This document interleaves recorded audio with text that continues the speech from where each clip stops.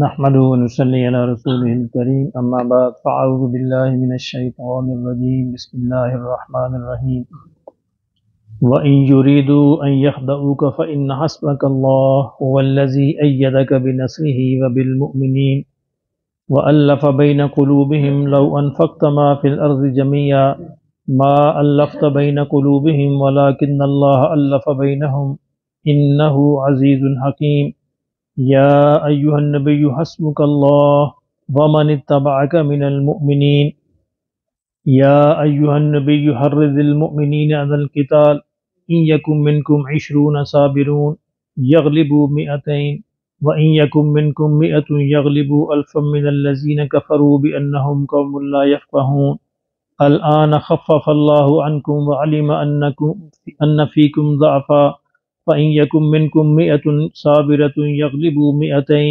وإن يكن منكم 1000 يغلبوا 2000 بإذن الله واللہ مع الصابرین صدق اللہ العظیم۔ کل ہم نے دیکھا کہ اللہ رب العزت نے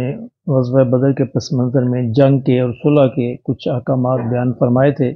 اور جس میں یہ فرمایا تھا کہ اگر وہ صلح کرنا چاہیں دشمن تو تمہیں صلح کر لینی چاہیے اللہ کے بھروسے پہ اور اللہ کے توکل پہ۔ اسی ضمن میں فرمایا کہ وَإِن يُرِيدُوا أَن يَخْدَعُوكَ کہ اگر وہ یہ چاہیں کہ تمہیں دھوکہ دے دیں، یعنی صلح کی آڑ میں اگر دشمن یہ چاہیں کہ تمہیں دھوکہ دے دیں فَإِنَّ حَسْبَكَ اللَّهُ تو اللہ نے فرمایا پھر تمہارے لیے اللہ کافی ہے، یعنی اللہ کے بھروسے پر، اللہ کے مان پر، اللہ کے توکل پر صلح کی ہوگی اور تو وہ تمہیں دھوکہ نہیں دے سکیں گے، اللہ تمہیں بچا لے گا،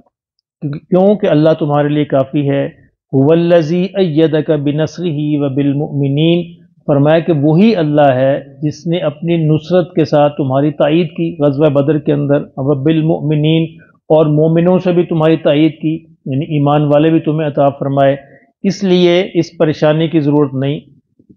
اگر صلح کی آڑ میں وہ دھوکہ دینا چاہیں گے تو اللہ خود ہی ان سے نپٹ لے گا۔ پھر ایک اور مدد اللہ نے فرمایا کہ ایک اور مدد اللہ نے یہ کی ہے آپ کے ساتھ، وَأَلَّفَ بَيْنَ قُلُوبِهِمْ کہ مومنوں کے دلوں میں آپس میں اللہ نے الفت ڈال دی ہے، آپس میں ان کے دل محبت کرنے والے بن گئے ہیں۔ لَوْ أَنفَقْتَ مَا فِي الْأَرْضِ جَمِيعًا فرمایا اگر زمین میں جو کچھ بھی ہے اگر آپ اس کو خرچ کرتے، مَا أَلَّفْتَ بَيْنَ قُلُوبِهِمْ تو ان کے دلوں کے درمیان محبت نہیں ڈال سکتے تھے۔ دلوں میں محبت کا ڈالنا بھی اللہ رب العزت ہی کا کام ہے، تو اللہ نے اپنا یہ احسان جتلایا ہے کہ اللہ نے مومنوں کے دلوں میں محبت ڈال دی، ان کے دلوں کو آپس سے متحد کر دیا، اتفاق نصیب فرما دیا۔ فرمایا انسان اگر یہ چاہے کہ پوری دنیا کے کائنات کے خزانے خرچ کر کے لوگوں کے دلوں میں محبت ڈال دے تو یہ ممکن نہیں ہے، یہ اللہ ہی کا کام ہے۔ ایک حدیث کے اندر آتا ہے جس کا مفہوم یہ ہے کہ پوری مخلوق کے دل اللہ کی 2 انگلیوں کے درمیان ہے، وہ جس کو جس طرف چاہے پھیر دے، تو اسی اللہ ہی سے یہ مدد مانگنی چاہیے۔ عام طور پر 2 انسانوں کے سوچ، ان کے فکر کے درمیان اتنا فاصلہ ہوتا ہے جتنا آسمان و زمین کا، ماں بیٹی کی بات نہیں ملتی، باپ بیٹے کی بات نہیں ملتی، ہر انسان کو یہ اللہ اتنا بڑا خالق ہے کہ ہر انسان کو اللہ نے الگ پیدا کیا ہے، اس کی سوچ الگ ہے، اس کا رویہ الگ ہے، اس کے معاملات الگ ہیں، سکے بہن بھائی، ماں باپ، بیٹے اولاد، ان کی آپس میں 100% مطابقت کبھی بھی نہیں ہوتی، کہ سوچیں مختلف ہوتی ہیں، رویے مختلف ہوتے ہیں، انداز مختلف ہوتے ہیں، ان کے دلوں کے اندر بھی محبت ڈالنا اللہ ہی کا کام ہے۔ اس لیے اگر یہ انسان یہ چاہے کہ کسی کے دل میں محبت قائم ہو جائے تو اللہ ہی سے مانگنا چاہیے، تو اللہ ہی ان کے دلوں کو پھیرے گا تو محبت ڈالے گی۔ تو یہاں بھی اللہ نبی صلی اللہ علیہ وسلم نے فرمایا کہ دیکھو ایک اللہ کا احسان یہ بھی ہے کہ اللہ نے مومنین کے دلوں میں محبت ڈال دی، ان کے دل ایک جیسے ہونے لگ گئے، یعنی 2 انسان ایک طرح سے سوچنے لگ جائیں، یہ ممکن نہیں ہوتا۔ یہ اللہ کی مدد نبی کے ساتھ ہوتی ہے کہ انبیاء کی جو امتی ہیں وہ پھر ایک طرح سوچنا شروع کر دیتے ہیں، ورنہ یہ عام طور پر ممکن نہیں ہوتا، ہر انسان کی سوچ الگ ہوتی ہے۔ تو نبی علیہ الصلوۃ والسلام جو بھی انبیاء تشریف لاتے ہیں ان کی ایک بہت بڑی کنٹریبیوشن یہ ہوتی ہے کہ وہ اپنی امت کو، اپنی قوم کو ایک سوچ دے دیتے ہیں، لوگ ایک ہی طرح سوچنا، ایک ہی طرف عمل کرنا شروع کر دیتے ہیں۔ انہ عزیز ولکن اللہ الف بینہم فرمایا یہ اللہ ہی ہے، ولکن اللہ یہ اللہ ہی ہے، الف بینہم جس نے ان کے دلوں میں محبت ڈالی۔ اس سے ہمیں یہ سبق ملتا ہے کہ آج بھی اگر انسان یہ چاہے کہ لوگ اس سے محبت کریں تو اس کو اللہ سے مانگنا چاہیے، یعنی اس کی اپنی ترکیبوں سے اپنی تدبیروں سے نہیں ہوگا، اپنی ترکیبیں تدبیریں کر لے لیکن اس کے نتائج اسی وقت ملیں گے جب اللہ ان کے دلوں میں ڈالے گا، جب اللہ کو قبول ہوگا۔ انہ عزیز الحکیم، کیونکہ اللہ غالب ہے، اللہ قدرت رکھتا ہے اور اللہ حکیم بھی ہے، جہاں اللہ چاہتا ہے اپنی حکمت کے مطابق وہاں پہ یہ فیصلہ فرماتا ہے، اور چاہے تو کر سکتا ہے کیونکہ وہ عزیز ہے، غالب ہے، سارے اس سے قبضہ کنٹرول میں ہیں۔ یا ایھا النبی، پھر حضور سے یہ تسلی دی گئی کہ یا ایھا النبی حسبک اللہ، اے نبی اللہ آپ کے لیے کافی ہے، اے نبی اللہ آپ کے لیے کافی ہے، ومن اتبعک من المؤمنین، اور مومنین کے لیے بھی اللہ کافی ہے، جو ایمان والے ہیں، صحیح ایمان والے ہیں، انہیں اللہ ہی پر بھروسہ کرنا چاہیے۔ اے نبی اللہ آپ کے لیے بھی کافی ہے اور جو سچے ایمان والے ہیں ان کے لیے بھی کافی ہے۔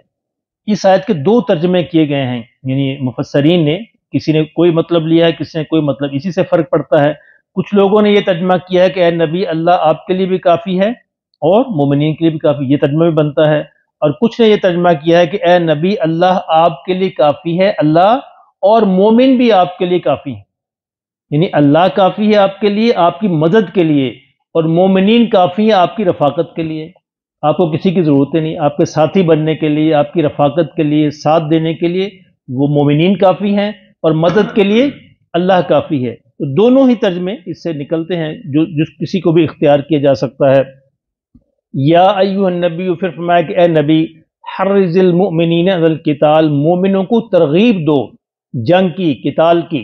لیکن اس میں دو لفظ آتے ہیں قرآن مجید کے اندر، ایک جہاد کا لفظ آتا ہے، ایک قتال کا لفظ آتا ہے۔ جہاد کا لفظ عمومی لفظ ہے، جہاد ہر قسم کی ایفرٹ، ہر قسم کی کوشش، جانی ہو، مالی ہو، تعلیمی ہو، اخلاقی ہو، جو بھی اللہ کے راستے میں کی جائے وہ جہاد میں آتی ہے۔ لیکن جو جنگ ہے باقاعدہ طور پر لڑنا، جو لڑائی، اس کو قتال کا نام دیا گیا ہے۔ تو یہاں پہ کہا کہ اے نبی مومنوں کو آپ قتال پر بھی، یعنی اس جو جنگ ہے، جو عملی جنگ ہے کافروں کے ساتھ، اس پر بھی آپ ابھاریے، ان کو ترغیب دیجئے۔ ان یکم منکم عشرون صابرون، فرمایا ان کو یہ بتا دو کہ مومنوں کے اندر اگر 20 ہوں گے ثابت قدم رہنے والے،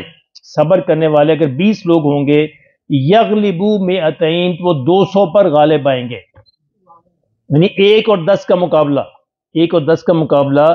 20 اگر ہوں گے تو اللہ ان کو 200 پر غلبہ دے دے گا، تو ان کو ڈرنا نہیں چاہیے، ان کو آگے بڑھ کر لڑنا چاہیے، تو اللہ ان کو غلبہ دے گا۔